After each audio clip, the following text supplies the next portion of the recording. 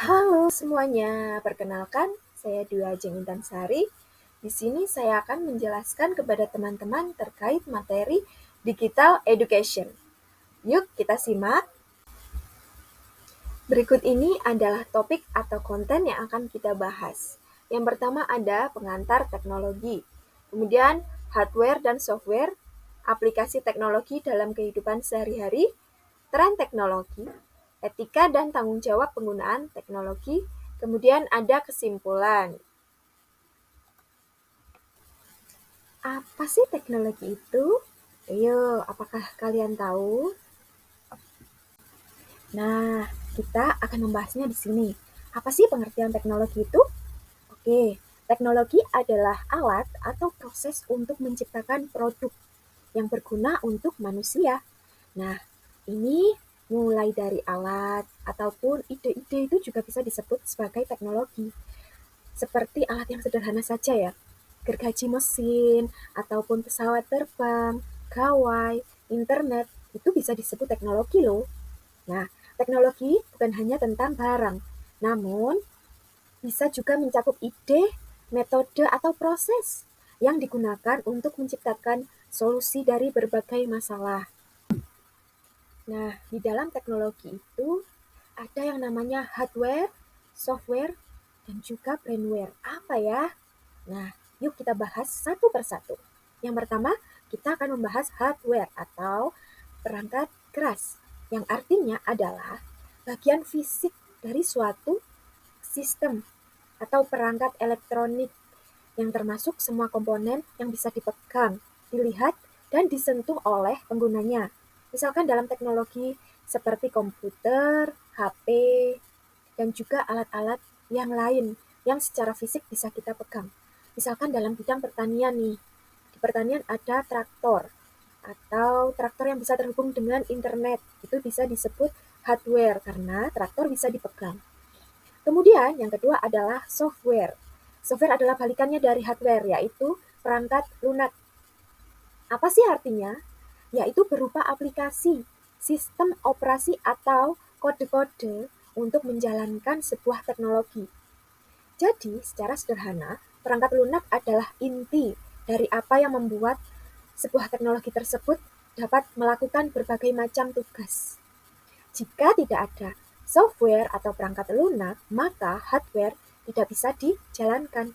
Nah, dari kedua aspek tadi, hardware dan software, kita juga membutuhkan user atau pengguna dari sebuah teknologi atau yang menjalankan sebuah teknologi tersebut.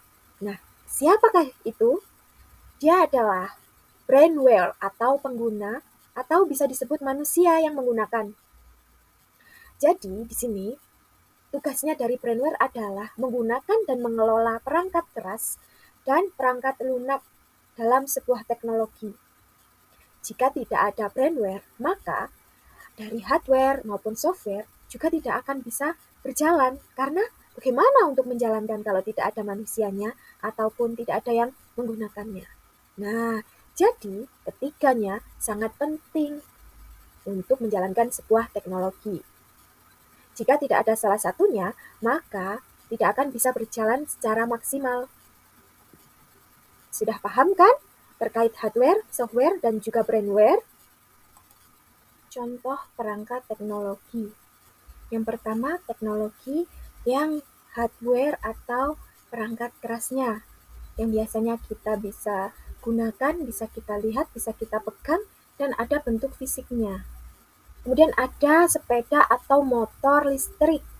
Ya, ada juga CT scan, ada juga mesin USG atau traktor, dan juga ada ini sebuah LCD untuk membantu kita dalam proses belajar mengajar. Nah, jadi semua ini adalah bentuk teknologi hardware atau perangkat keras yang bisa kita gunakan, yang sering kita manfaatkan juga. Nah, selain teknologi hardware atau perangkat keras, ada juga teknologi software atau perangkat lunak. Berikut jenis-jenis atau contoh perangkatnya. Nah, di sini kita akan membahas jenis-jenis teknologi dalam kehidupan sehari-hari. Untuk teknologi dalam pendidikan, di sini ada LCD, kemudian ada metode atau penggunaan platform digital yang biasanya dipakai oleh guru untuk menciptakan suasana belajar yang interaktif atau yang menarik. Jadi, dapat meningkatkan minat belajar siswa dan hasil belajar siswa.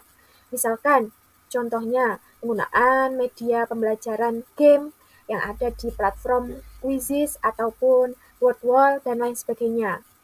Nah, itu tadi adalah contoh dalam bidang pendidikan dan masih banyak lagi ya sebenarnya. Kemudian pembelajaran online juga menggunakan teknologi digital atau teknologi dalam bidang pendidikan. Kemudian dalam teknologi keamanan ada misalkan kamera pengawas atau CCTV dan juga pintu yang ada sandinya itu juga memanfaatkan teknologi ya. Jadi zaman dahulu kan tidak ada uh, untuk membuka kunci atau membuka pintu ya pakai kunci biasa. Namun sekarang memakai sidik jari. Wah, sangat menarik sekali ya. Dan kemudian ada pertanian tadi, di pertanian itu ada traktor. Zaman dahulu traktor dikendalikan oleh manusia. Namun untuk teknologi sekarang, traktor bisa dikendalikan lewat internet atau lewat HP. Jadi yang mengendalikan itu manusia, namun manusia hanya duduk di tempat pinggir sawah atau di rumah bisa. Jadi kita mengendalikan lewat HP, kita konekkan lewat internet ya, yang terhubung ke traktor tersebut. Nah, jadi penggunaan itu sangat mudah ya, mempermudah petani-petani jika kesusahan dalam membagi waktu atau menghemat energi juga, menghemat tenaga ya. Jadi yang mengendalikan adalah mesin traktornya. Kita bisa mengendalikan dari rumah. Wah, itu juga sangat menarik sekali. Kemudian dalam bidang keuangan ya, meliputi perbankan digital atau m-banking ya. Biasanya kan dahulu untuk transfer itu harus melalui bank ya. Kita datang ke bank, kemudian diproses oleh teller bank. Namun sekarang kita kalau ingin transfer bisa lewat m-banking, lewat HP saja di rumah sudah bisa. Itu termasuk kecanggihan yang sangat bermanfaat untuk kita semuanya. Nah, sekian aplikasi atau teknologi dalam kehidupan sehari-hari. Sebenarnya masih banyak lagi teknologi-teknologi yang sangat membantu kita ya. Nah, di tahun sekarang sudah banyak tren teknologi yang sedang kita alami atau sedang kita manfaatkan keberadaannya.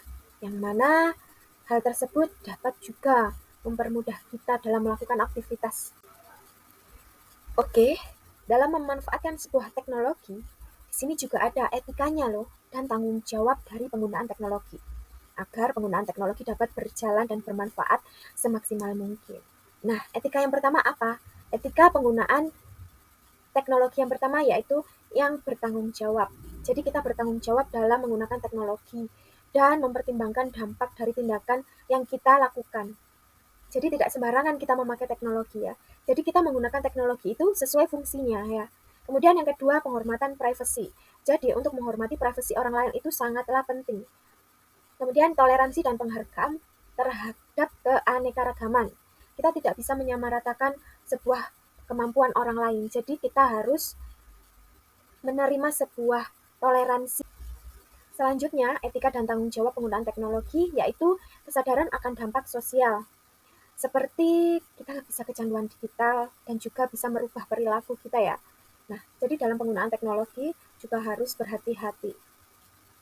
Kemudian ada keamanan cyber. Pengguna harus mengambil langkah-langkah untuk melindungi diri sendiri dan orang lain dari ancaman keamanan. Seperti serangan virus, kejahatan online, penipuan, dan lain-lain. Jadi kita harus mengamankan data diri kita, data privasi kita dengan sebaik-baiknya dan harus lebih waspada. Oke, baik. Sekian dulu penjelasan dari saya. Jadi, kesimpulannya di sini, teknologi-teknologi yang sudah kita sebutkan tadi sangatlah bermanfaat untuk kehidupan kita. Mulai dari bidang pendidikan, kesehatan, pertanian, dan masih banyak lagi yang lainnya. Dan hal tersebut juga harus kita manfaatkan dengan sebaik-baiknya secara bertanggung jawab dan secara berhati-hati. Gunakanlah teknologi dengan sesuai fungsinya. Jangan disalahgunakan. Oke, sekian dari saya. Wassalamualaikum warahmatullahi wabarakatuh.